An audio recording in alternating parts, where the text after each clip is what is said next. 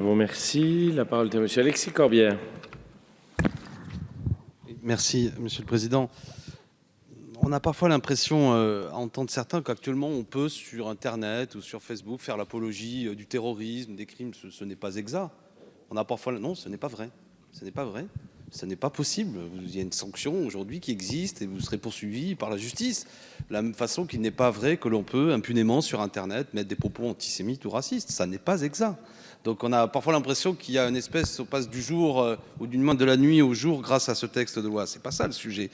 Le sujet de cet article 1, c'est que vous demandez à des plateformes de réguler à l'avance. Alors on reprend le débat. Quand il y a des choses qui sont nettes, mais il y a des choses qui sont plus compliquées. Je veux, si elle me le permet, rebondir sur ce qu'a dit notre collègue Georges-Paul Langevin. Mais attention, c'est intéressant comme sujet. Elle évoquait un texte de Voltaire. Est-ce qu'on peut, et qui doit apprécier, est-ce qu'une plateforme située dans un pays étranger doit apprécier le fait qu'en fonction de mots-clés et d'algorithmes, on ne pourra plus mettre un texte de Voltaire, fût-il un texte terrible.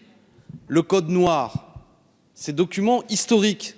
Je vais plus loin, un débat parlementaire ici, en 1885, qui se tient sur notamment les débuts de la colonisation, et les propos de Jules Ferry qui disent que comme nous, comme race supérieure, nous avons des devoirs envers les races inférieures. Un débat parlementaire, passionnant au demeurant, parce que le répondant Clémenceau est absolument magnifique.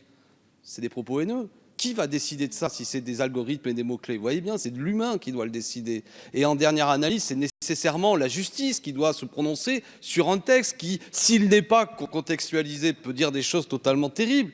Moi, je le dis d'autant plus à l'aise que je me suis opposé, par exemple, à ce que les textes antisémites de Louis-Ferdinand Céline soient réédités par une grande maison d'édition. Parce que je pense qu'il y a des textes qui doivent rester finalement trouvables chez des bouquinistes de manière un peu confidentielle, certes pas totalement dans l'interdiction, mais il n'y a pas à ce que faire des coups éditoriaux pour rééditer Mein Kampf ou rééditer Céline, dont on sait très bien, derrière ça, il y aura de l'argent qui sera fait avec des textes ignobles. Pour autant, c'est des documents historiques et j'entends l'argument.